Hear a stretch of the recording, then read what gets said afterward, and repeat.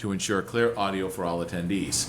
To join online, you can join us at https://meet.goto.com/Sturbridge/Concom.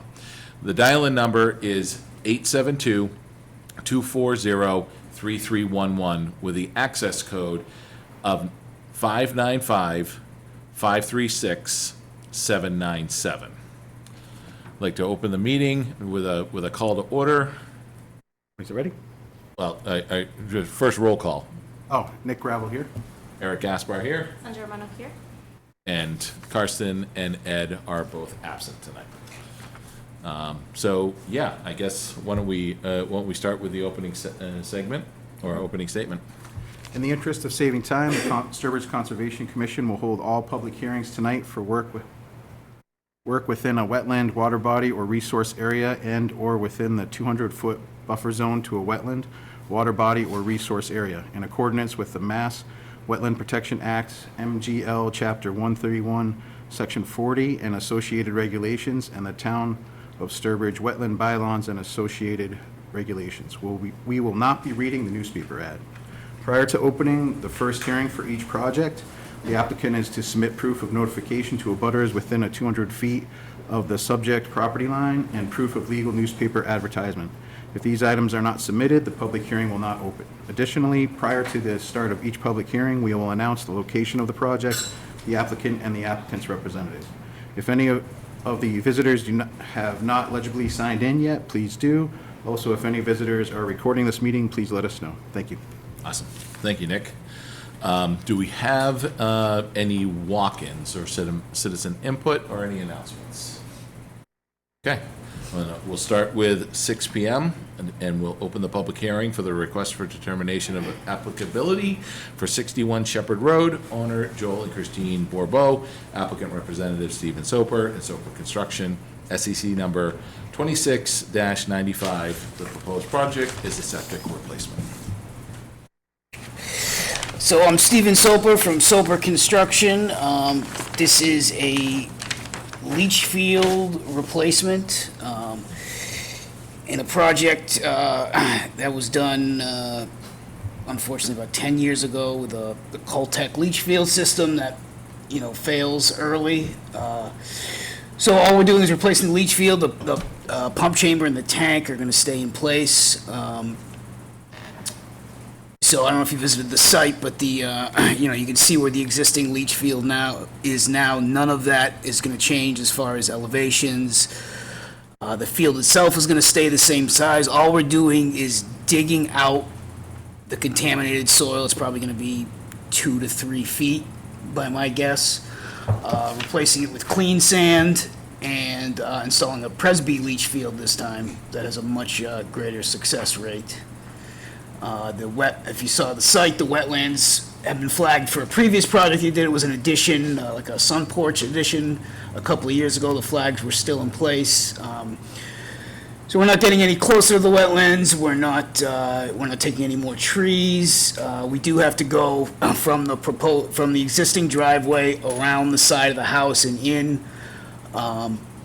All that will be repaired, loamed, and seeded afterwards. The project will be loamed and seeded afterwards. All the excavated material will be loaded directly into the truck because it's going to be, sewage-like, and hauled away immediately. And the clean fill will be brought around the house using the same way. I think that is just about everything. The elevations are all going to stay exactly what they are now. None of that is going to change. It's basically just taking what's there, taking it out, and putting the same thing back in with just different internal components. Thanks, Stephen. Lauren, anything? As stated, the existing system is failing. We were out here 2 years ago for the addition project that was done by Glenn Kravosky, so that wetland was flagged then. So we did not revisit the flagging and accepted that from the previous project. Obviously, with a failing septic system, we'd want to see an improvement with a system that functions properly so it doesn't have a negative impact to the wetland resource area. Site's easily accessible, as we've seen throughout the previous construction. It's a flat area. no major change. The footprint's slightly smaller, not by much, but I think we'd like to see this get done in a timely manner before things do have a negative impact. Okay. Nick, any comments? Nope, sounds good to me. Laura? No, sounds like an improvement. All right, everything looks good to me. Any comments from the public? All right, without hearing any, anybody like to make a motion? Okay. So in regards to the project at 61 Shepherd Road, SCC number 26-95, I make the motion to close the public hearing. Second? I second. Any discussion? All those in favor? Nick Gravel in favor? Eric Gaspar in favor? And Germano in favor. In regards to the project at 61 Shepherd Road, SCC number 26-95, I make the motion to issue a negative determination pursuant to Wetland Protection Act and Sturbridge Wetland Bylaw with the conditions noted. I second. Any discussion? All those in favor? Nick Gravel in favor? Eric Gaspar in favor? And Germano in favor. Did a good job there. Thank you. Stephen. Thank you. All right, we got a few minutes before 6:10, so I think we can probably drop down to number 8, 74 River Road, request for a wetland bylaw letter permit for a septic replacement, SEC file number 26-99. See, got you right back I up. am Steven Sullivan from Sullivan Construction. So this one is, and not like the other one, this is like new leach field. The old one is failing. Look, we're about 180 feet plus or minus from the wetland, which is uphill from the project. This is gonna be a whole septic replacement tank and leach field. The grade is going to change slightly just to get the elevation we need for the leach field in the lower corner there. I don't think any of it will affect the resource area. You can see is way in the upper left corner there. It's a pond that's, like I said, uphill from the project and about 180 feet away. This one I feel like is pretty cut and dry. The erosion controls are in place down below, and there'll be a poly barrier around the backside. Anything, Lauren, on this one? Similar comments, but a little further from the resource area, there's a potential vernal pool on the site, but still outside of the 100-foot buffer for that. There's erosion control proposed on the plan. I'd just recommend that remains on site until that slope is restabilized, especially being close to River Road, so you don't have any washout from the site onto the road in that area. But recommendation to move forward with this under the wetland bylaw. Okay, excellent. Nick, any questions or comments? Any comments from the public? Oh, we don't need to, this isn't a public hearing, so we don't need to vote to close it, but would somebody like to make a motion?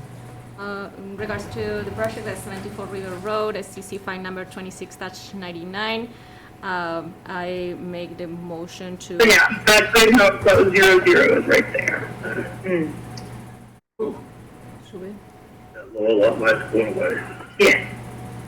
Let me get- I make the motion to approve the project pursuant to the storage wetland bylaw and the conditions noted in the draft notice of approval. Second. Second that motion. Discussion? All those in favor? Nick Gravel in favor? Eric Gaspar in favor? Everyone in favor. 2 for 2. For two, love it. Look at that. Thanks, guys. By 6:10, you never thought you'd get out of there this quick. Have a great night. Thank you. Thank you, Stephen. Remember to tell your friends It's always nice. and buy a lottery ticket. All right, so well, we're right at 6:10, so that's perfect. I'd like to open the public hearing for the request for determination of applicability for 224 Podunk Road. Owner Adam Volungus. Apologize if I didn't get that right. Applicant representative Jason Dubois, DC Engineering, SCC file number 26-96, proposed project. We have a trend, septic replacement. 3 in a row. Jason, Yes, hi, can you hear me? we can. Okay. Yeah, so I know we did a site walk out on the site last week to look at the rear yard of the property. This is a failed septic system at an existing dwelling. The owner is looking to sell the property. The septic system proposed is roughly in the same area. You can see the dash line where the failed system is now. It is a gravity fed system. We have a poly barrier on the downhill side, which is a 40 mil plastic liner to prevent any breakout to go down the breakout area down the slope. The wetlands were flagged by Chuck Karen from Karen Environmental maybe 6-8 weeks ago. There are no trees in this area to be removed. It's in an existing lawn area. We do have an erosion control down gradient as shown that that continuous line that runs around the bottom of the grading. That's pretty much it. If you have any questions. Lauren? So visiting the site, as you mentioned, it's already clear lawn area. There is a tree on the boundary of the property here, probably maybe 8 feet from where the activity is going to occur, that I recommend that be removed just because the root system will most likely be impacted by the septic, and really you don't want a tree growing that close to the septic anyway because it can have an impact that way. We did see some signs that the previous owner had been, or the previous owner had been doing some dumping of yard waste just over the slope there. So my recommendation would be to have the tree removed and to add 2 to 3 permanent no dumping signs on that back end, especially knowing that the property is going to be selling, so it's clear for that future property owner that don't do that there. But that's really my only major recommendations for this project. Other than that, we don't like a failed septic near a wetland. True. And Jason, you're good with Lauren's recommendations?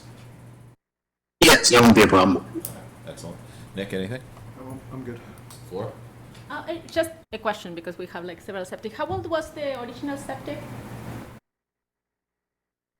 I believe this septic was done when they built the house about, I want to say like 30 or Okay. 30 years ago, maybe 35 years. Excellent, great, thank you. Just curious. Any comments from the public or online? Hearing none? Okay, so, got lost. In regards to the project, to 24 Podang Road, SEC file number 26-96. I make the motion to close the public hearing. Second? Second that motion? All right, any discussion? Hearing none? All those in favor? Nick Gravel in favor? Eric Gaspar in favor? Senator Mano in favor. For the project 224 Podang Road, SEC file number 26-96, I make the motion to approve the project pursuant the Wetland Protection Act and Storage Wetland Bylaw with the conditions mentioned in the meeting. I second that. Any discussion? All those in favor? Nick Gravel in favor? Eric Gaspar in favor? Senator Mano in favor. Wonderful. All right, so we can probably 25 minutes to kill. 26 Yeah. minutes to kill. So procedurally, on the third hearing, we're not going to even open that because we don't have quorum anyway for this. And when we get to 6:30, we have opened this one, right? Or have we not? Should we not open either of them? 3 and 4, you can still open, it would just be, Just don't vote on them? yeah, you don't need the quorum to continue, you can still just continue with the, Right, but if we Two. open it and we're Abstained. missing 2 voters, doesn't that 'Cause I negate can't their vote. no ability? discussion, so the Mullen rule does not apply. does not because we're not apply. talking about it, we Okay, go straight fair. to it. All right, so then why don't we move to number 9? Great. Well, right, thank you. Thank you. Two thanks. Thanks. All right, number 9, 126 Walker Pond Road, request for a wetland bylaw wetter permit, stump removal, SCC file number 26-100. All right, so the Applicant is requesting permission to grind and remove 3 stumps on the site. One of which was part of a recent tree removal that was issued last October. There was a permit application received by our office that requested a total of 8 trees to be removed. The arborist report that was provided had the arborist report for a total of 6 trees. 5 trees were approved for removal as part of our tree removal permit. Anything 6 and above triggers an RDA, 5 and below we can do administratively. So the applicant received a tree removal permit to remove a total of 5 trees. The mitigation was required for the forms of shrubs. There's a lot of tall trees surrounding it and a wetland to the other side. I can pull this map up. Upon review for the mitigation, it had turned out that a total of 8 trees were removed.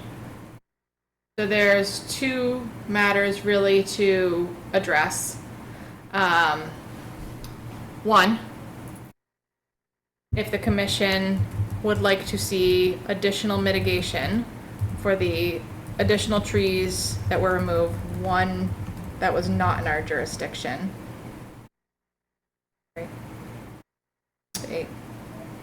So of the 8 removed, 2 weren't our jurisdiction and 6 were our jurisdiction. So 1 additional tree that was removed without approval. correct. So if the commission wants to require additional mitigation for that, and then also if the commission wants to approve the removal of the 3 stumps. So these are the 2 by the driveway, and this one here was from the recent removal, this was a white pine that had a 44-inch DBH, so it's a very wide tree. I can pull up my site photos if Lori has. Do you have anything you want to add to that since you did the tree removal? So of the 3 stumps, only one's in our jurisdiction that would need approval or not. But yeah, I'm mostly curious about if you want to see mitigation for 1 extra tree that was removed under the tree removal application and not an RDA. Because I had gone back and forth with the owner, so they knew that an RDA would be required for 6 trees in our jurisdiction. Sure. Yeah.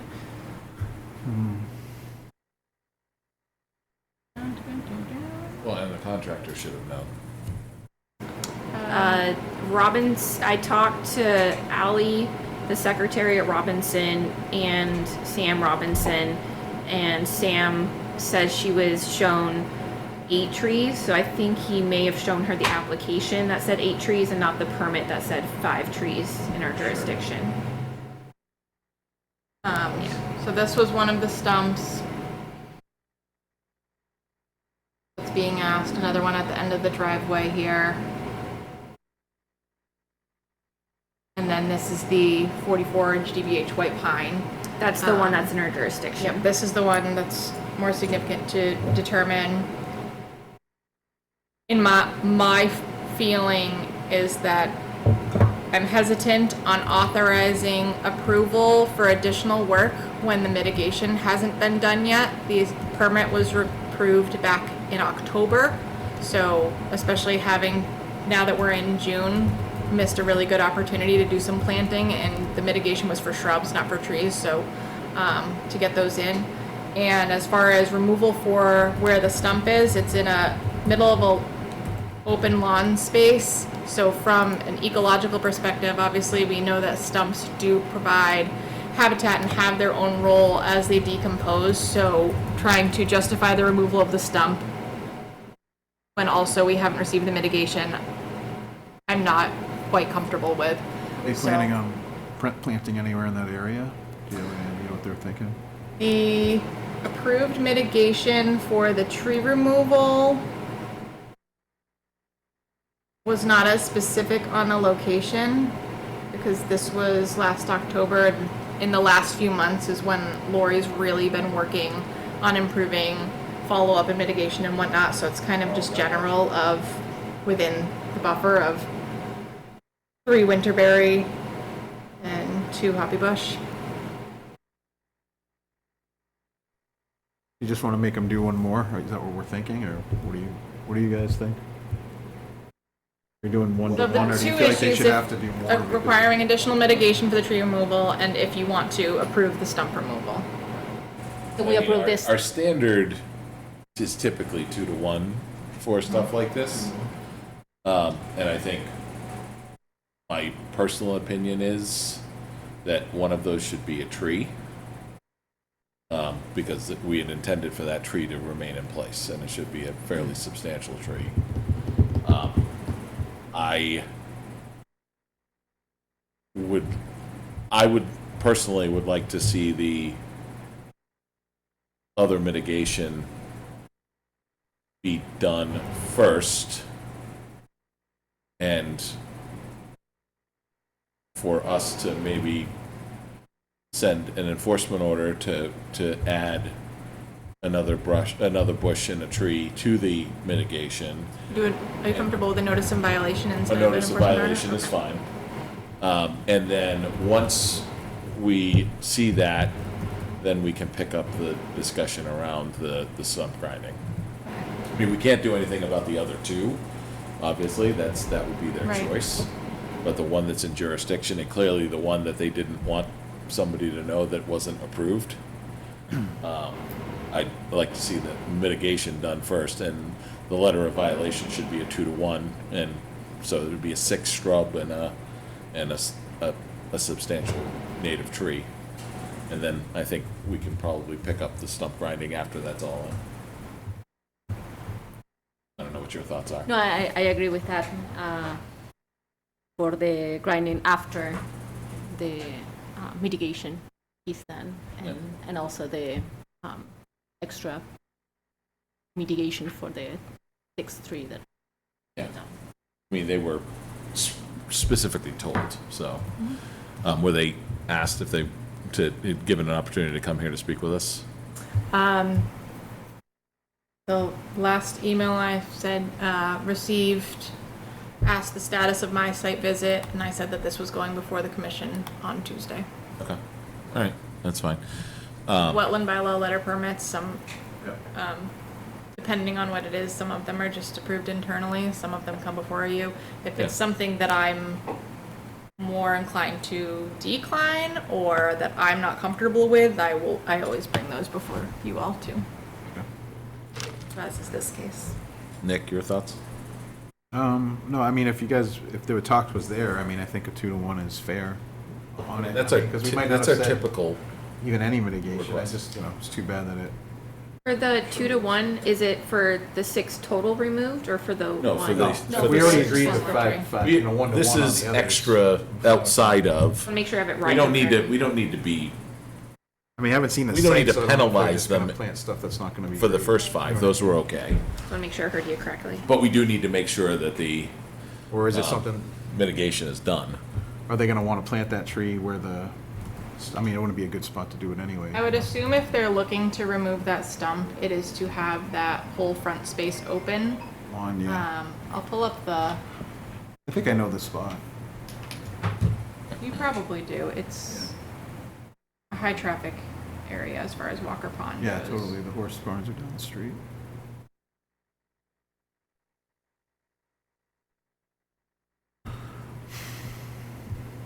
I mean, do you have any idea of what they took down that was extra? You know what the tree was, maybe? Oops, either ash or birch? When I talked to Sam and Allie, they don't know Sure. which one Schwartz exactly. would have been one. So this is the stump that is within our jurisdiction. With my estimate, this one kind of on the cusp of it, Sure. and this one's definitely out, but, so this obviously is a big shadow from this tree, but all this area right here is just open space.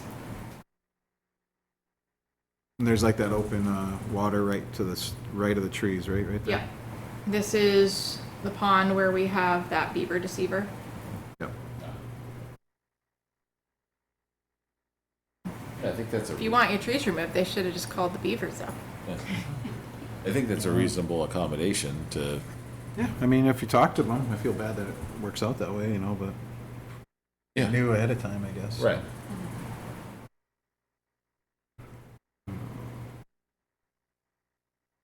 All right.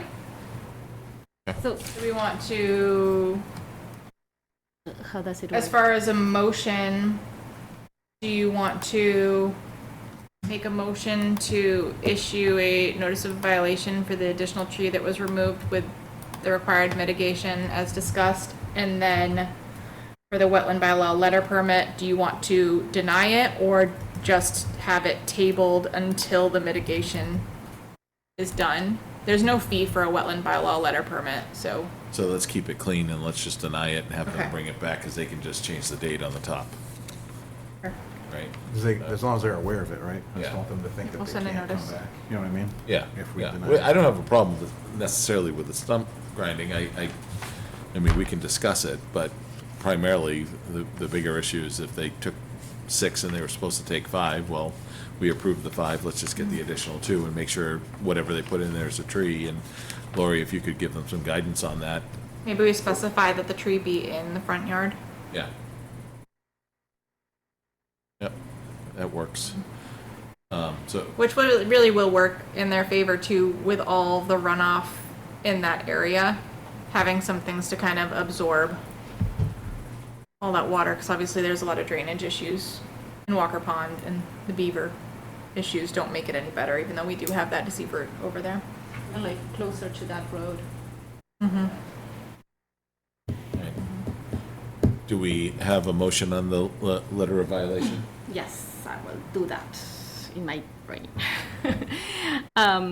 For the project 126 Walker Pond Road, SEC file number 26-100, make the motion to issue a notice of violation with the details presented in the meeting. Is that enough? That would work. No. Do we have a second? Second that motion. Any discussion? All those in favor? Nick Gravel in favor? Eric Gaspar in favor? Saint Germain in favor. All right, and Floyd? For you wanna make the project at 126 Walker Pond Road, SEC file number 26-100, make the motion to deny the project to occur at this location pursuant to the Sturbridge wetland bylaw. Second? Second that. Any discussion? All those in favor? Nick Gravel in favor? Eric Gaspar in favor? Saint Germain in favor. Perfect. All right, so we are at 6:29, we're still rolling, so we'll go to number 10, 235 Cedar Street, a request for a minor change for utility pole installation, DEP file number 300-1238. So this project was one that was approved last year, I believe. It was the new single-family house that we had to do some replication, that had a big, long history on it. So we were very particular with the planning process for this whole project that was led by Mark Farrell. And I received the proposal for the utility poles, and as you can see from the red dots here, this top one is right in the wetland. So the representative from National Grid was kind enough to meet me on site so we could explore the other options. After viewing it, this is the location where there's the existing well that was kind of whether or not it was going to be kept. It does have to be decommissioned, but it is all cleared in that area. So, you know, while it's not ideal to have it there, after looking at all the other options, this is the only spot that doesn't require tree removal. There's a couple limbs that will overhang the driveway that they'll have to cut to connect to this over here, but it really is the best spot for it. The recommendation from the street, I think he said, had to be The furthest they can go is 150 volume feet of before they cars need and the to add speed more of poles. the cars. Of And course, this is the kind of highway like right at that mark. Anything on here would be on the slope and require tree removal often as we well, walk so 45 years. it really is the best position, especially since there is gonna have to be some disturbance to go in and decommission that well. And it- So, it's- my recommendation is to approve the minor change That's for the north the out 2 there. utility poles. Brookfields and on a lot of project. traffic coming down there. And I'd like to. No discussion. No discussion? Laura? All right. For the project at 235 Cedar Street, DEP file number 300-1238, make the motion to approve the minor changes Right on Brookfield, that Watson were Road. discussed. So the volume second of that. cars is phenomenal. That means there are a lot of cars Discussion? also turning against traffic. Two lanes Mr. trying to Halterman. get- All those in favor? Nick Gravel in favor? Eric Gaspar in favor? And German in favor. We have a legend in our midst. How are you, sir? And Good to see you guys. All right, I think we still have a little bit of time. We can move on to number 11, 120 Breakneck Road. Request for certificate of compliance, SEC file number 23-05. Recommendation to table this to August 20th. This had been tabled, as I stated in the last meeting. The email that I had sent to the property owner, I had a typo on and did not see the failure to deliver. So I corrected that and did reach out and sent an email asking if someone could kind of walk the site with me. The area that I was concerned was where it was noted that ATVs were crossing the stream, so I wanted to see the condition of that. And then it was kind of on the back and forth of whether we wanted an as-built that shows where those pastures cognizant. ended up being versus what was proposed. So I'm waiting to hear back. My recommendation is to table this to August 20 because it's already been a couple months, and if we'll need that as-built, it's probably gonna be a little while longer. How- Okay. That works for me. Any concerns? All right, we'll table it until the 20th of August. We need a motion for that? I don't To think table? so. All right, number 12, we're still on time. 176 Podunk Road, requester certificate of compliance, DP file number 300-1195. This project was for a new single-family home on Podunk Road on a previously undeveloped lot. We received the as-built plan with the certificate of compliance. There were some minor deviations, nothing significant as far as increase of impervious footprint or encroachment towards the buffer zones. This project had the limit of disturbance pretty clear here. The more significant change would be in the detention basins, which were slightly smaller than what was actually designed. Since this was a single-family home project, doesn't require a whole stormwater report, so kind of going off of that information, we don't have the full analysis of what would normally be calculated for, say, a commercial project or a larger development. So with these current conditions, it's kind of hard to tell if a detention basin is doing its job when we're not getting rain. So I did reach out to our DPW foreman and DPW director, because they're obviously on our streets way more, just to get an indication if this is a problem area, because that basin was near the driveway, to make sure that they're not having any issues, because that would kind of be the big indicator. If it's not holding water properly, this would be in the town roadway. And it was reported that there is no significant impacts or runoff that's been noted in here. No other concerns on the property, so recommendation is to issue the certificate of compliance with the perpetual conditions as noted and release of the surety once the certificate of compliance has been recorded. All right, awesome. Nick, any? Nope. Laura? Well, actually, just a question. You mentioned that it's a little bit earlier to tell if the swale is working since we are in a drought. Is it something that is a concern, or? For the grade of that site, in my opinion, it wasn't really appropriate to be in that location. Like, it's not gonna catch much anyway. So I'm not worried about it. If it was somewhere, if it was, you know, a big change in the topography on the site, and some of those things, even in a drought, you'd be able to see because you'd see, you know, the lines in the grass or lack of grass. You'd see gravel washing out in certain areas, and I didn't see any of those signs, which would be the real red flags.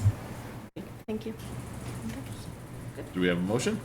Yes, for the project at 126 Podank Road, I make the motion to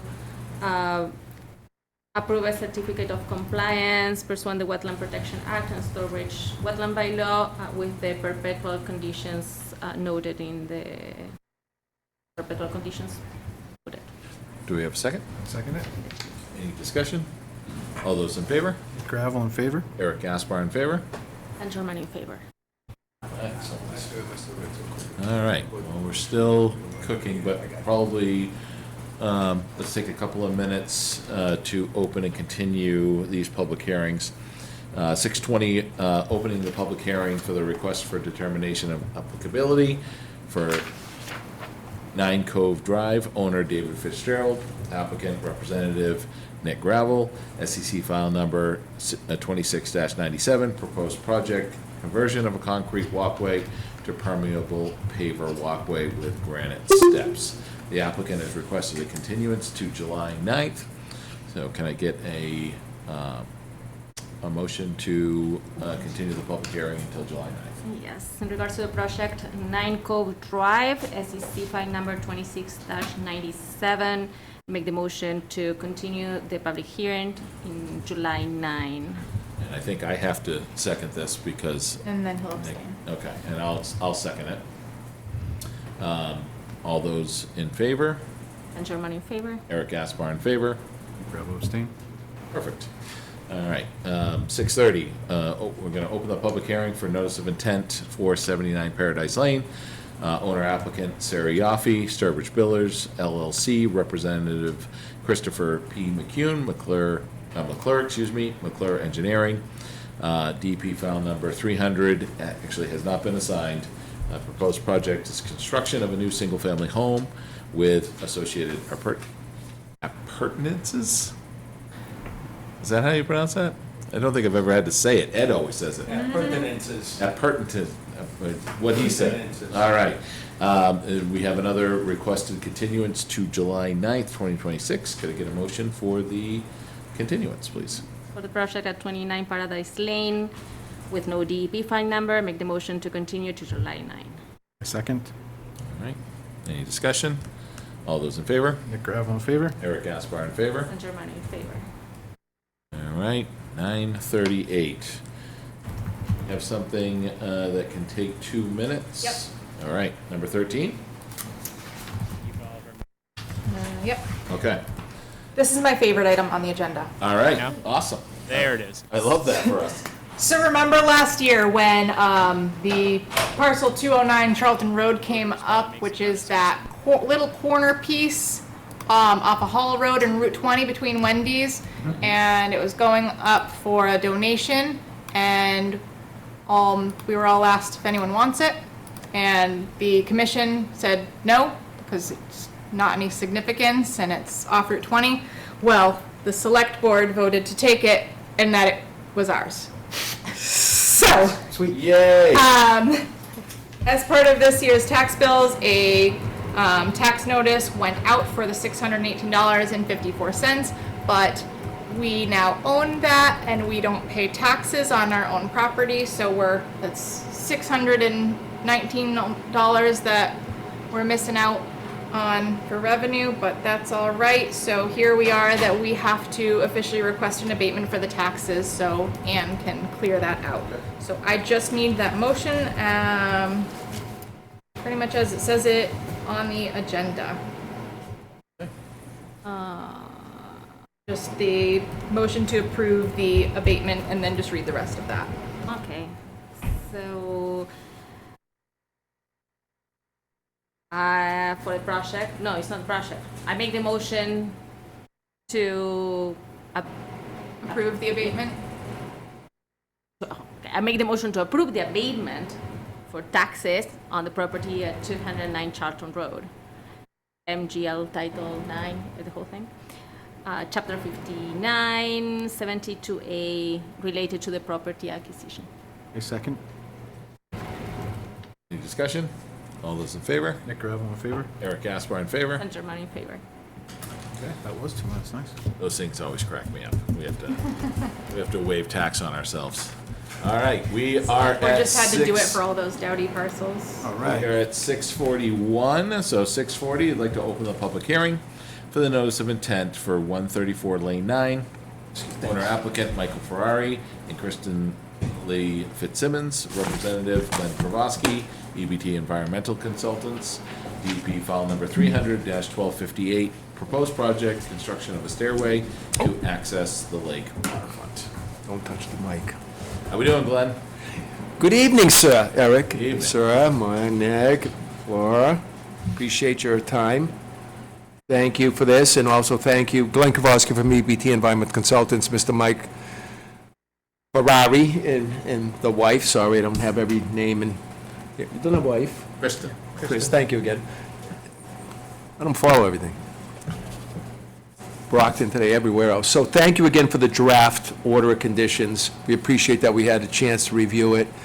And thank you, obviously, we agree with it. That's not obvious, but we clearly do agree with it. Notification of maintenance, there's a couple of boilerplates in there prior to maintenance activity, wetland resource, but boilerplate, that would be number 59 probably. I'm sure there's a couple of small things with culverts and things that might not pertain. Irrelevant, correct? So the project is, as you've reviewed it, and thank you for the site inspection with the commission, exotic invasive plant removal to mitigate the walkway to the water, which this property, if I could ask through the vice chair, my client, when was the house built? You didn't build it, but when was it built approximately? So the main lake cottage was built in the 1960s, we believe. There is an original rock foundation from the 1920s is down in the basement as well. And then the addition was put on in the late 80s. I ask only because this property appears never had a direct access to the water because of the high bluff, that glacial outwash bluff, sand mostly around this lake. We worked on both sides of it, quite a sand bluff. So we appreciate the commission's review of this notice of intent and the, obviously, staff. And working with Brandon Forcier in Boston Outdoor Living, we brought them in to look at screw anchors to get down that path, avoid trees, get to the water, not alter BVW at that one location next to wetland flag 6A. The shoreline is exposed during the summertime. The gate at the northern end seems to be closed in the wintertime, and it brings the water right up to the bank, the top of the bank, mean high. But it appears most of the time fall, spring, summer, and fall, it's down. So that has to do with the gate. If you recall, I'm not sure if you all were around when they put the gate in to stop nutrient from coming back from Quabog Pond area and back flushing into here and creating a nutrient loading. So it's an interesting feature of this lake, that high water during the winter with the ice. So we did put hinges on the very end so that we could braze it up and out of the water for the winter time. Make it out of aluminum, light enough to work, and the force here. Boston Living is looking at that. We, originally, they wanted that deck that you can see closer to the water, but we didn't want to push anything here, so we made sure it was outside the 50. So if they still wanted to go down there and be a little bit closer to the water, again, off the press, the deck being 6 by 10. All screw anchors, minimum soil disturbance, no. Sorry. Should I can hold. No, please don't. Okay. Unless you got a good joke. Huh? Unless you got a good joke. Yeah, Glenn, what's I your just joke? heard a couple on TV, but no, they're not appropriate. Sorry, I'm only kidding. So the project, we were talking to staff, there was, obviously under your bylaw, there is mitigation required for work in the buffer, which we did. That's where we came up with those Oriental bittersweet Monroe's honeysuckle, along with Japanese barberry, some Euonymus. Some of those were planted. The Euonymus is spreading, and what we want to do is remove that material. And in the order, the draft order, it did bring up plantings. So as I was just reviewing it, thank you. I was on the road until just now. Thank you for my client, if I can, for printing it out, so I had a chance to review it just before we came into this hearing. We would probably, of course, with the consultation with the commission and with the clients, in this upland setting, we would look at something like northern bayberry, mountain laurel, and witch hazel, which are native to that hillside, keeping them low, to plant in those areas. And if we haven't looked at the square footage. Generally, we take a square footage like this, the 1,700 and change, and we would look at something like a 10-foot spacing. There are native plants within those exotics, so there's already going to be stuff coming back up. So we want to take a look at once we remove the material and see what we have for natives, and then bring in some augmentation as was brought up in the draft order. But generally, we'd be looking at these species that are facultative, a little bit drier. Northern bayberry, mountain laurel, again, is already growing on a slope, and witch hazel can live in that environment. And nothing, not that wet plants couldn't live up there, but generally, we want to keep fac up on an upland area. And so that's why the bayberry is being fac, and mountain laurel fac up, witch hazel fac up.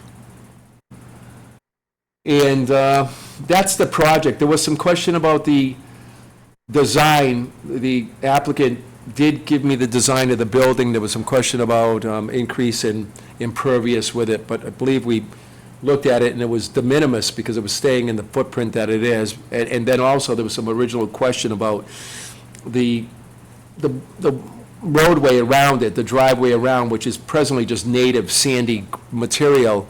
We came in with crushed stone, which I have on my driveway. It's a process, it's just crushed stone from Lane Pit out of Oxford, or anybody makes it, and it gives us a surface, but still allows for infiltration. So we weren't looking like we were changing that CN number, the coefficient of infiltration with that. So we didn't add any more as far as Caltech or anything with this project. So that was it. Plants, removal, some plant augmentation, crushed stone driveway, walkway down to the water, avoiding trees, screw anchors, and hinging up at the end. Overseeing as monitoring, and thank you for this time, I'm monitoring the plants. We'll make sure when we plant them, I'm doing quite a bit of this lately, well, have been for 40 years, but lately. And we put a moat around them to make sure if they need to be watered, especially with our droughty conditions happening, that we keep the water right on the root system, and it'll be the applicant's job to keep it watered, and then monitoring will show up as required in this draft order. Thank you. That's it for me for now. Thank you. Lauren? First off, I just want to thank you for getting those revisions to us so quickly, since we did discuss the modifications that would be made to the house, so that those are just accounted for. So pointing out the underground propane tank, which is also regulated by other codes within the town as well, and having that gravel driveway. Obviously, this is requesting waiver for disturbance within the 25-foot and new structures within the 50, but we're getting mitigation of over 1,700 square feet of invasive species removal, which in my opinion is fair trade-off. In the draft order of conditions, if you had a chance to review that, I do have a growing season monitoring period and reporting required to make sure that those are staying down. But overall, this will be a great benefit for not only the lake, but also for your own personal property, because a lot of those are very aggressive and will take over your entire lawn and grow up on that deck. Based on the site visit, I think my only other comment was there is a birch snag that's about right over here that I do think should just kind of just get cut, just because I do foresee in the near future a tree removal permit coming forward, just because it'll be so close to the stairs that it's a dead birch, and just to the chance of that falling and then damaging this brand new staircase. I think that it could just get cut at an appropriate level. Could I just ask where you pointed to? Can I? Oh, here. Okay, thank you again. Yeah, right where the, Yeah, are you saying cut it to the ground, or are you saying cut it, like if they want to cut it to the ground, is that If you okay? want to cut it to the ground, if you want to leave a couple feet on it, I know you've got some friendly beavers over there as well. And we received the DEP comments, which just said no comment. We received the determination from Natural Heritage, which had stated that this project would not adversely affect any natural resources. Just for the state of the record, it is important to notice that this is the parent parcel of what was formerly 134 Lane 9, and then that second parcel off New Boston that Randy had carved out. So as far as wetland regulations, when you're looking at maximum bank disturbance of that 10% on the parent parcel, we are not near that 10% if you're accounting for that little access way that he has there plus this, but it is important just to note, and for projects going forward, and just a note for the history of any future projects down the road. Perfect. If I could, I mean, I know Go ahead, so it'll be 4 feet on bank because of just that covering over the bank, and then the I snag, think his is 15. I think he's got 15 feet over there. on the 4 I'm feet just or saying so. ours is 4. Yeah, we're still under the 10%. Yeah, and then the snag will probably leave, and we'll cut it at a diagonal, so it looks like it's snapped off, but it can be woodpecker type of thing. And we did look up the diseases of that, what's happening with the warmer climate. And Sure. in some invasive species and a beetle that's actually attacking them. Thank you. Nick, any questions or discussion? I think pretty Laura? straightforward. I was going to ask if there is any other tree that will need like to be cut for the, it's just that. It's pretty much all just going through mountain laurel and some other shrubs down. I think that this is the path of least resistance and least disturbance. So You worked with the landscape as best you could. Yeah. Go ahead, Tom. And we actually designed it like that to avoid the trees. Yeah, I saw that. Yeah, so that was all thought of, and we went down the trail and moved it, and that was it. Thank you. Excellent, thanks. 2 questions. One, the existing oil tank, is that in the exact same spot where the propane tank is? No, the existing oil tank is in the basement, right at that side, though. Okay. That's where they would fill it. All right, so since it's inside, Lauren, is there anything that we, That comes out right. probably doesn't have anything to do with us, right? And then 2, there was a note inside of the order of conditions that something needs to be filed prior to the commencement of work. There was a letter from, what was it, Natural Heritage? or something like Heritage. that on that. We have that recorded, and when I do the order of conditions, I put that in slide it as in. an additional attachment. Okay. So for the whole WPA forms, I insert the special so they conditions don't- right in there, and I put it in, so I just note it so it doesn't get slipped Excellent. out. Okay, As perfect. long as it doesn't read anything that's data sensitive, which usually the Natural Heritage letters, if they are, it will just say data sensitive species, so other than that, that's pretty standard, Perfect. for at least my practices. Any comments from the public? Hearing none, Okay. do we have a motion? So in regards to the project at 134 Lane 9, DEP fund number 300-1258, I make the motion to close the public hearing. I second it. Any discussion? All those in favor? Nick Gravel in favor? Eric Gaspar in favor? And Germano in favor. Regards to the project, 134 Lane 9, DEP fund number 300-1258, I make the motion to waive for disturbance within the 20-foot buffer. Second that. All right, any discussion? All those in favor? Nick Gravel in favor? Eric Gaspar in favor? San Germano in favor.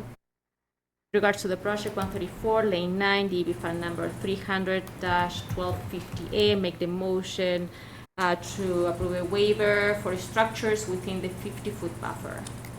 Second it. Any discussion? All those in favor? Nick Gravel in favor? Eric Gaspar in favor? San Germano in favor. Thank you. No, we'll keep going. I'm always thanking too early. At 134 Lane 9, DEP fund number 300-1258, I make the motion to approve the project pursuant the Wetland Protection Act and the Sturbridge Wetland Bylaw with the conditions noted in the draft order of conditions. And I see here that is a surety bond of $1,500. I second. Any discussion? All those in favor? Nick Gravel in favor? Eric Gaspar in favor? San Germano in favor. Thank you. Thank you, folks. Great 4th of July coming up. Thank you With you. very much. Have a good day. Thank you. Good 4th. Thank you. You know, Steve, I probably should have mentioned to you, Steve, that the reason he's here has been postponed, right? After you make that motion, you can, yeah. Yeah. If he just wants to say hi, you can Right, visit exactly, Barnacle. exactly. I would recommend discussing the project. No, we can't. A celebrity So, doesn't. so we're gonna open a public hearing, and I think, Mr. Halterman, you're here for this, but we won't discuss it, but we can say hi afterwards. I'd like to open the public hearing for notice of intent for 66 Westwood Drive, owner applicant Shante Algu and Parb Hudai Algu, representative Julian Voltruba, New England Environmental Design LLC, DP file number not assigned. The proposed project is construction of a new family home with associated appurtenances. I think I got it right that time. The applicant has requested a continuance until July 9th. Could somebody make a motion on that? For the project 66 Westwood Drive with no DEP file number, make the motion to continue the public hearing to July 9. Second. Okay, any discussion? Those in favor? Nick Gravel in favor? Eric Gaspar in favor? San Germano in favor. All right. We got a couple minutes. How are you, Steve? I'm doing well. I miss all of our site visits. I know. Glenn reminded me of a couple, a little weird, but I know. I came up here for the one that just got sent back. Yes, I figured. I saw you walk in. I was like, why is he here? And then I'm like, oh, no. So, Yeah, I'm in a butter, yes. and they're wonderful people, I will tell you that. Excellent. Well, maybe if you're around on July 9th, you can come back out and talk to us I about it. definitely will. Awesome. It's right. good to see you. Good seeing you guys. Yeah. Are Miss you still traveling out west? Are your kids still out? What is it? I've got family and Washington? friends scattered all over, and I took a 3,000-mile road trip last summer. Sweet. Go out to Missouri, where I've got family and friends scattered all over. Awesome. And my family was saying, Dad's 80 years old. Should he be driving 3,000 miles? You probably drive better than I do, Steve. I'm Partially. That's awesome. Good to see you, sir. Thank you for coming back. All right, so this one doesn't have a time, but I think it's a continuation anyway. With a continuation request. Yeah, so continue the public hearing for the notice of intent for Quamasquasit Pond, applicant Doug Vizard, Quabog, Quamasquasit Lake Association, Representative Carl Nielsen, TRC Environmental Corp., DEP file number 300-1257, proposed project, ongoing management of aquatic vegetation, including treatment and removal of invasive plant species using a variety of methods. The applicant has requested a continuance until August 20th, 2026. So can we get a motion on the continuation? Yes. For the project for Quamasquasit Pond, DEP file number 300-1257, make the motion to continue the public hearing to July 9. July, August Oh. 20th. no, August 20th. Sorry, the sorry. detail Sorry. does say July. Sorry. That's my error, and I hand wrote it for only Eric to see apparently. Second that? So I amend the motion to say continuation to August August 20th. 20. Yep. Okay, I second it. All right. Any discussion? All those in favor? Nick Gravel in favor? Eric Gaspar in favor? San Germano in favor. All right. I think we can move to 14, right? Discussion, review of draft forest stewardship plan for lead mine forest. Should have had Halterman for that. So we He was knew always that our this- forestry guy. We knew this project was going to be fast and hot, and then I got sick for a week, and our contractor had babies early and all types of things, so we're flying fast and loose here, but trying to get things done in an effective and efficient way. So I emailed a copy of this draft for you all to review. It's a lot to kind of go over, and there's a lot of attachments in it as well, so kind of just looking at the nitty-gritty for what the goals are, keeping in mind the conservation restrictions that are set in place. So when you have time to kind of skim over that, I need to wait for Ed to get back in town. We're probably going to have to just do a quick special before the end of the month. It's probably just going to be virtual, just to recommend that this kind of gets submitted, because we have to have it to DCR by June 30th. I am meeting Ross, for our forester, and Liz Newland from Fish and Wildlife at the lead mine parcel tomorrow. Anyone's welcome to join if you want to kind of see and just point out any of those areas that we're looking at. But as a reminder, this is beyond the forest stewardship plan. We're also getting the bird plan and the climate plan with this too. And really trying to make it something that is realistic, that we can work towards. I did find out that we do have an account that was a revolving account that was created some time back that is meant for any harvest products, including timberwood and hay, that can get put into account to then be used for stewardship. Because that's kind of the biggest challenge that we face, is we have so much land, but no money and not enough staff to take care of it all.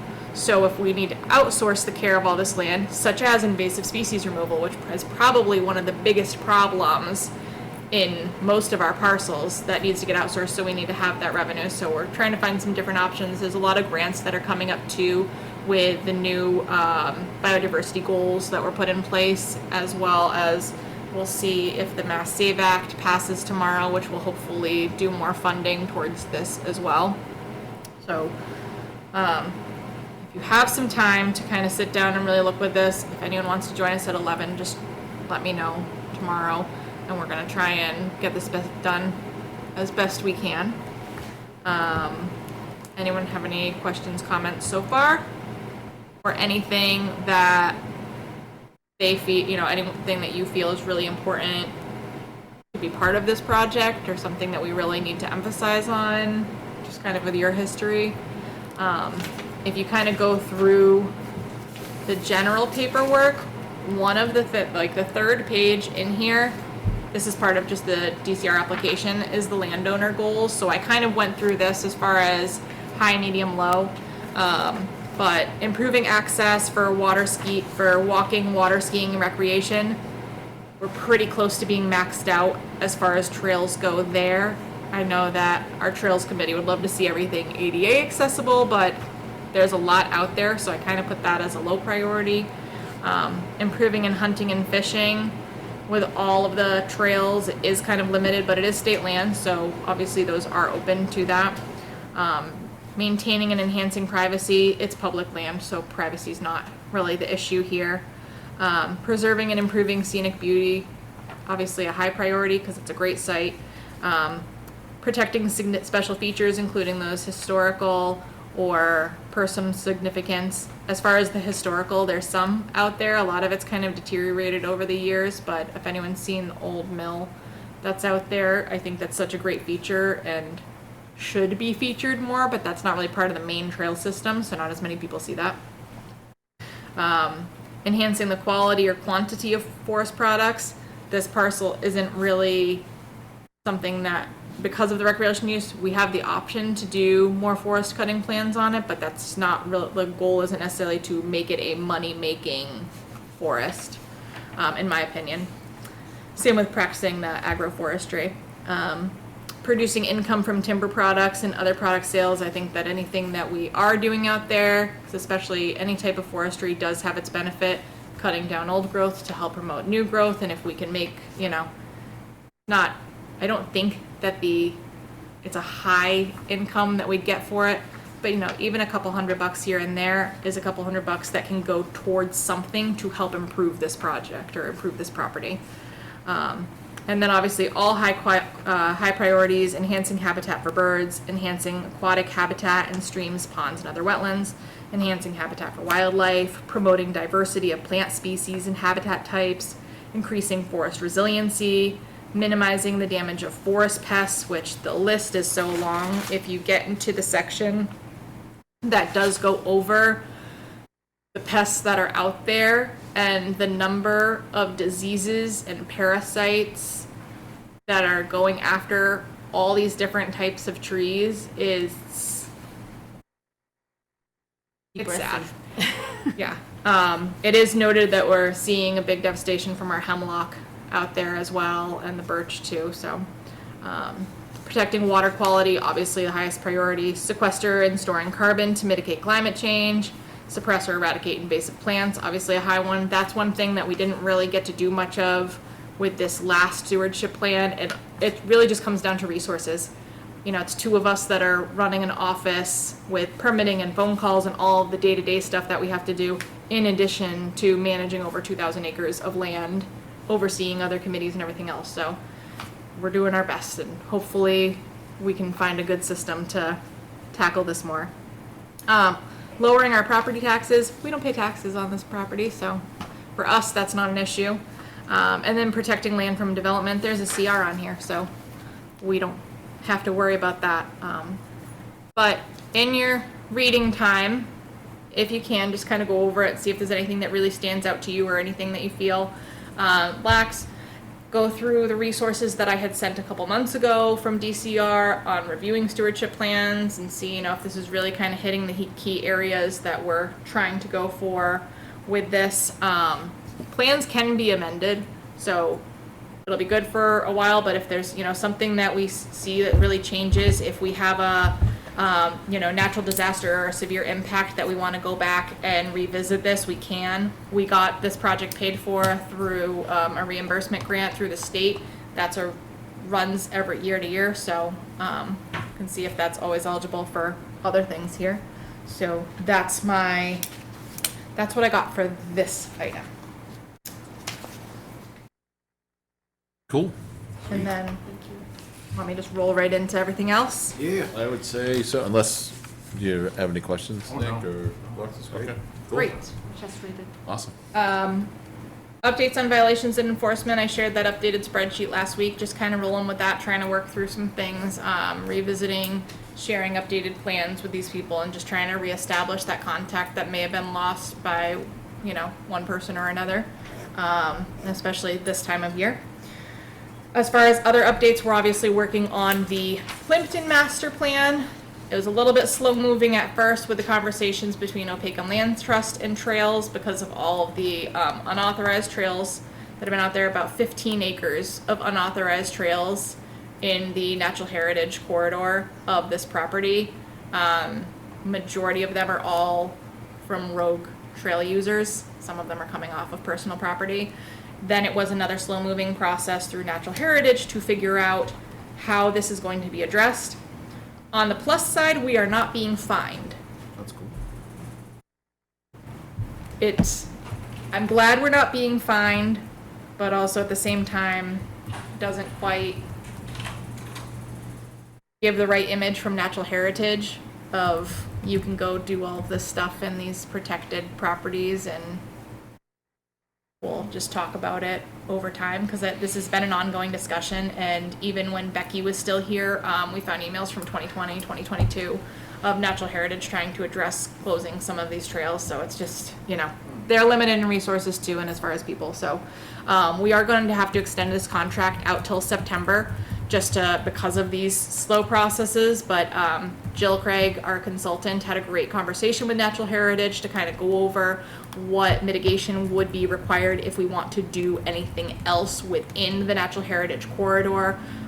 So like the things that I was looking at in the area that was previously a field, of trying to do a small picnic area with more like a natural playground might be a realistic thing. Obviously, we know we can't get a sports field up at the 15-acre parcel that was designated for a field for a long list of reasons, but maybe we can get a parking lot, which would provide better access, because if you've been to the Plimpton parcel, it doesn't have great parking. And people go down there with horse trailers and everything too. So we're trying to see what we can do here just to kind of make it exciting again. There's going to be a survey going out. I'm trying to stagger these. We have so many projects going on with the town, and there's so many surveys. The Housing Production Plan survey, we just went out not that long ago.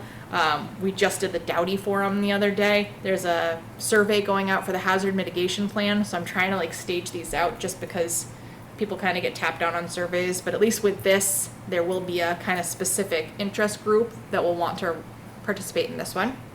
So moving forward in that one, we had the public forum for the Dowdy Master Plan last week. A big show from the sports people, but we had a packed, hot room. A lot of people RSVP'd, but even more people showed up. Thank you to Janae, the administrative assistant in the planning department, who usually does the kids programs or kid activity for these types of things. When we were told that there was going to be maybe 6 kids, and it was more like 20. And they were very loud, very rowdy, very messy, but it was great. And we did get a lot of feedback from the public that it was great that kids were able to come. And then we kind of said, they're always welcome. You can always come. But majority of the conversations that I led were kind of based around sports fields. And the group that I was in charge of was for discussing connectivity and conservation. So it was a lot of, well, we want a sports field. And my conversation being, yes, but where should we not touch? What areas can we leave alone? But the overall consensus is people want sports fields, and that's probably going to go onto this plan. Obviously, this is just a master plan. It doesn't mean things happen tomorrow because it still has to go through this whole process of engineering design, funding, whatever that is, whether it's community preservation or if it's a grant fund too. So we'll see where that goes. There's going to be a second meeting on July 29th for the review of the draft plan. I think that we'll post it ahead of time on the website. I'm not sure, but definitely something we'll want to recommend that everyone kind of participates in, to pay attention to what's going into that, because we get to speak our piece too, and there's certain areas that we really want to kind of preserve or enhance. If we want to do some restoration, that would be fantastic too. So moving forward on that. Lauren, just like you mentioned the connectivity, like if you want like any help with ideas in how like to plan including connectivity, like that's the area that I work with GIS, Yep. like connectivity networks. Yeah, take a look at the maps that are already out there, and I can send you the slides from the other day too if you want to take a look at those. Those that attended the forum also got to cast their vote for the names for the Sturbridge Beaver mascot, who is now named Chip. Chip. So Chip is the All right, Sturbridge Chip. Beaver. We'll be using him as an educational tool going forward for a lot of things. There will not be a Dale though. There will not be no Chip and Dale. Just Chip. Yeah, I just want to let you guys know. No Dale. All right. Although there was a chipmunk on the loose in the police department, or the fire department, That's awesome. the other day that they decided was Chip because it was in Dale's office. See? Yeah, We have a Dale. All right. we have a Dale That's and the awesome. chipmunk. So they named Chip. So That's perfect. great progress there. Laura's still working on her pollinator certification, which is fantastic. That's going to be a great project for us, especially when we're going forward with projects like Dowdy and Plimpton and looking to kind of implement these and applying for grants. So that'll be a great benefit. I just started a class for assisted natural regeneration certification, so that will also apply to a lot of these as well, especially when it comes to disturbed areas from natural disaster, which, we're pretty far past the tornado, but there has still been impact in a lot of those areas that have kind of were damaged historically that are now taking over by invasives, or cleared development too. So looking forward to utilizing that going down the road. That was 15 years ago, wasn't it? This month. 2011, yeah. Wow. I was living in Arizona at the time, and I had family members that were off to the side, but slightly impacted. It was wild to think about. Of those updates, and then I printed off a copy, Eric, of what you were talking about the other day, just so everyone has that here, because obviously there's the charter for SLAC, but then there's also what's in the bylaw. I did bring this to the attention of the town administrator and the town clerk, and just say, it was just kind of a general that this should get addressed. I'm not sure what that address will be, but seeing how under here it says that the Lake Advisory Committee is to advise the Board of Selectmen, I think the Board of Selectmen should figure out how they want to deal with that, whether that's telling people that if you're gonna be on the board, you have to get on your lake association, or resign, whatever that aspect is gonna be.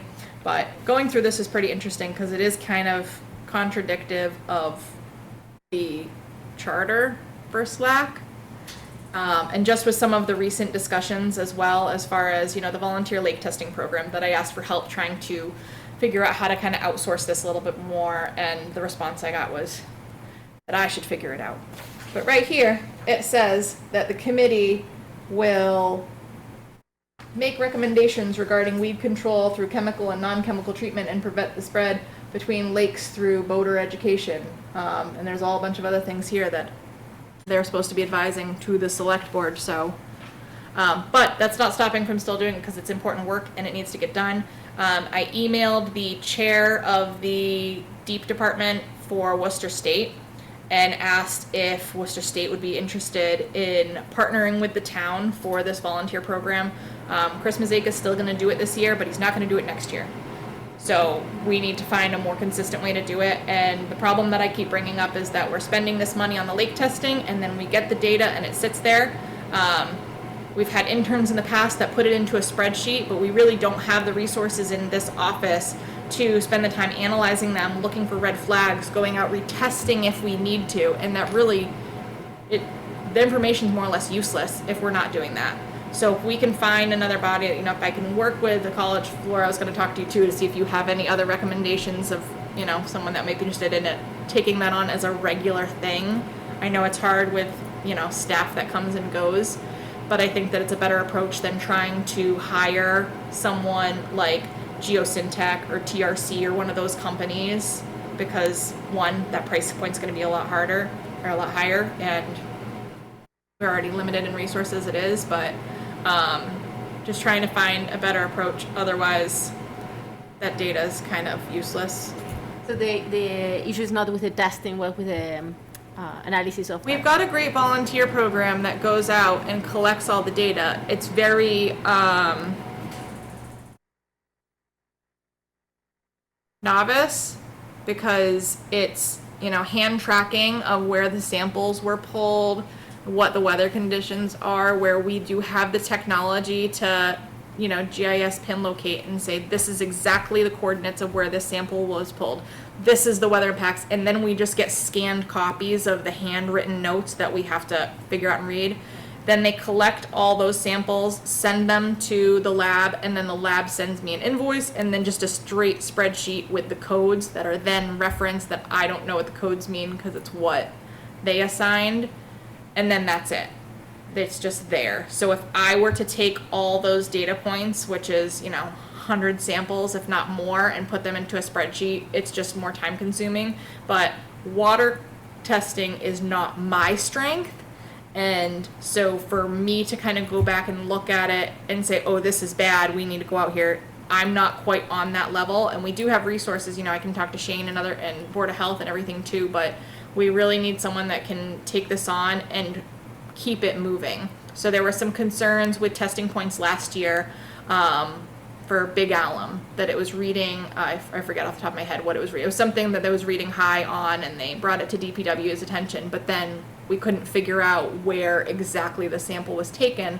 Plus it had been done 4 months ago, so it's hard to tell, go back out and really retest. We need to be able to do that more often, and the volunteer program is great, and all these people that are going out and the people that are using their boats to help all these volunteers go out and testing it, it's absolutely fantastic, and this would not happen without them. But we need someone with a little bit more of a skill set that can really help make it beneficial for all of us. Would it be useful to have kind of like, I don't know, I think you're Lori, a little bit more familiar with ArcGIS pursuits, like, for example, like Survey 123, where like So people we can have an have an app in their ArcGIS phone. license, and we have iPads that Yeah, can but be like people used, can and have we it even in their have like phone. the headgear thing to get it more pinpoint that, you know, can be utilized, or even just using ArcGIS from your phone to Exactly. be able to pinpoint it. You don't have to use our devices. Yeah, with Survey 123 is very easy because like one can create the survey. can share that with and another then you user. share it, and like with a phone, it gives you the exact location, and they will just have like to check boxes Right. or input data, and that goes automatically on the cloud and automatically in the database. Yep, Um, which would be great. I We would just be have to happy show to people how to coordinate use that it, if too. you want, like in creating a Survey 123, It would, yeah, either that'd be really myself great. or with a student. So I'm trying to figure out, so Chris Mazik is still doing the testing this year. He did unofficially resign from Slack, and said that this will be his last year doing the testing. So, but they don't usually do it till end of August, and it's usually on a weekend. So the last, the few years that I've been here, I haven't been able to participate because August is hard for me. So I'm hopeful that maybe we can try and get it done in July this year, if that works with the volunteer schedule. So that way, you know, if we can try and take a look at those results, if retesting is needed, that we have that opportunity to do so. But it's really next year that I'm kind of worried about. Like I know that Chris has been showing some of the other volunteers how to do this program, but it's kind of like a game of telephone too. So Dave Mitchell that had started this off and then showed Chris, and then Chris showing people. So, you know, every time you're kind of showing that down, you do lose a little bit of the valuable information. So it'd just be really great if we could partner with someone long term. And from a college point of view, especially Worcester State that does so much, I'm sure they do so much in the Worcester ponds, but we're a little bit of a different resource. And I think that Cedar Lake and Big Alum and all of our water bodies are very unique and very different. You know, they have different impacts that you don't really have the same way in Worcester. I think it's a great opportunity, and able to kind of follow through, being able to compare year-to-year analysis with students, going out doing live collection points, like it's seems like a great opportunity. But I'm assuming I just haven't heard back yet because it's the end of the year and everyone's busy. So I'll wait till like after 4th of July before I follow up again. But if, you know, if there's anyone that you know of that, any other ways other than, you know, the corporations that are doing it, if no one really gets back to me on the educational side, I will kind of go that avenue and just see other places that might be able to kind of offer that skill set to us. Slack is having a meeting on Thursday where I sent you that agenda. Oh, since we This is moved their this, we can. You can Exactly, make I can it. go, like, just like- Yeah. Well, I did let them know, just so you know, town hall closes at noon, so if nobody has a key or an alarm code, make sure you guys figure that out ahead of your meeting, or you're having it in the parking lot. But this is what's on their upcoming agenda. 5A is a more recent thing as well. Mark Smith had reached out to me from Big Alum. They've been having some issues. I mean, it's an ongoing issue, but the loading ramp at the end of Clark Road, where that's actually the state-owned property, they're getting it's just constantly trashed, but a lot of like beer cans and nips because everyone's going out. There's no trash receptacles there because there's no one to, it's supposed to be take it and, you know, as you go, but the people that live in that area are constantly going out to pick up the trash. So it kind of brought to my attention of, you know, what can we do? So we're exploring a bunch of different options, but I really wanted them to kind of bring this to Slack and see, is this a problem that other lakes are having at their public access points? Because if it is, we can kind of address it more as like a management plan versus just specifically for Big Alum. Granted, Big Alum's the one that comes to me the most with issues, but I'd like to see if it's others. I've talked to Terry Masterson of Economic Development, who oversees the Make Sturbridge Beautiful Committee, to see if that's a program that we can work with for volunteer trash pickup. He's also recommended possibly the Tourism Association too, because our lakes are a huge tourist point and there might be some funding opportunities. So, but I kind of just want to see where else those issues are for our public access points in the lakes before we really try and implement something. And that's what I have. Do you have anything? I set a meeting with former EPA wetland ecologist on July 7th. So I'm excited for Lauren to meet her and talk to her and see if she has any recommendations for lake testing. Oh, very cool. Thank you. All right. Board liaison reports, obviously, we don't have CPC, or Slack is in 2 days, or is there We'll anything? have reported for the following one. Yes, exactly. Yay. Nothing from Trails. Our next meeting is July 9th for the record and for planning. I am on vacation for the July 30th. I'm going to be gone meeting? July 30th as well. Okay, so we're down 2 for planning purposes. Got it. For the July 9th meeting, I will be gone kind of the 2nd through the 6th, so I know that some of those proposed site 6:30 visit or days are. 6:77. I think, Yeah. yes, 6:30, 7:2, 7:7. Yeah, I can't do the 2nd. I could do the 30th or the 7th. I think they should be fine. Probably do the 7th if we had to. The 7th? What do you think, Floor? Like he's fine with me. Like, I'm gonna tack Westwood onto that. They weren't ready to be staked out before when we did our regular site visits, and then they did get it staked out, but then we knew they were gonna continue anyway, and I know Ed's not gonna wanna move on it without walking, so I just waited and figure, well, I'll just walk it at the next round. So I'll put that on there, and I think, you know how many new applications we have? So I know we have 2 more days till the deadline, but 1, 2, just 2. Ooh, that I don't remember. Okay. So 3 or 4 site visits potentially for that day. Cool. Floor, what did I promise you? ready for game. Who wants to make the I motion? make the motion to close the public hearing. Second? All those in favor? Woohoo! 89 minutes, everyone. What, did you guys say 90 minutes? I said 90. Did you really? That's Oh, amazing.